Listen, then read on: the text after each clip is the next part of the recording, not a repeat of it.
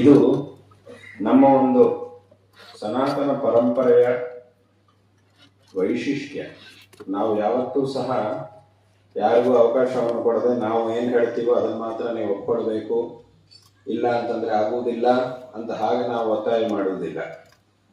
ನಮ್ಮ ವಿಚಾರವನ್ನು ನಾವು ಹೇಳ್ತೀವಿ, ಅದರ ಮೇಲೆ ಒಬ್ಬ ಚಾರ್ವಾಕನಿಂದ ಹಿಡಿದು ಎಲ್ಲ ದಾರ್ಶನಿಕರಿಗೂ ಸಹ, ಒಬ್ಬ ಆಸ್ತಿಕ ದರ್ಶನದವರು ಇರ್ಬೋದು, ನಾಸ್ತಿಕ ದರ್ಶನದವರು ಇರ್ಬೋದು, ಎಲ್ಲರಿಗೂ ಸಹ ಅವರವರ ವಿಚಾರಗಳನ್ನು ಪ್ರಸ್ತುತಪಡಿಸುವಂತಹ ಒಂದು ಅವಕಾಶವನ್ನು ನೀಡಿ, ತದನಂತರ ಪ್ರಮಾಣ ಪರೀಕ್ಷೆಯನ್ನು ಮಾಡಿ ಯಾವ ಪಕ್ಷಕ್ಕೆ ಹೆಚ್ಚಿನ ಪ್ರಮಾಣಗಳ ಅನುಕೂಲತೆ ಇದೆ ಅನ್ನುವುದನ್ನು ನಿರ್ಣಯ ಮಾಡಿ, ವಿಚಾರ ಮಾಡಿ ಸಿದ್ಧಾಂತವನ್ನು ಪ್ರತಿಪಾದನೆ ಮಾಡುವಂತಹ ಒಂದು ಕ್ರಮ.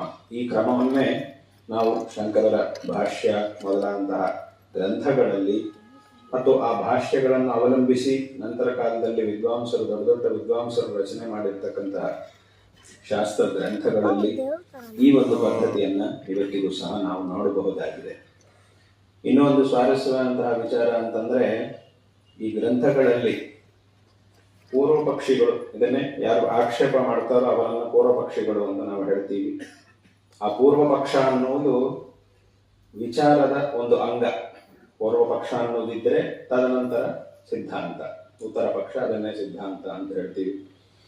ಆ ಪೂರ್ವ ಪಕ್ಷಿಗಳಿಗೂ ಒಂದು ಅವಕಾಶವನ್ನು ಕೊಟ್ಟು ಅವರು ಪ್ರಶ್ನೆಯನ್ನು, ತಮ್ಮ ವಿಚಾರವನ್ನು ಪ್ರಸ್ತುತಪಡಿಸುತ್ತಾರೆ. ಕೊಟ್ಟಾಗ ಇಂತಹ ಒಂದು ಸಂದರ್ಭದಲ್ಲಿ ಇರತಕ್ಕಂತಹ ಒಂದು ವೈಶಿಷ್ಟ್ಯ ಅಂತಂದ್ರೆ, ಪ್ರಶ್ನ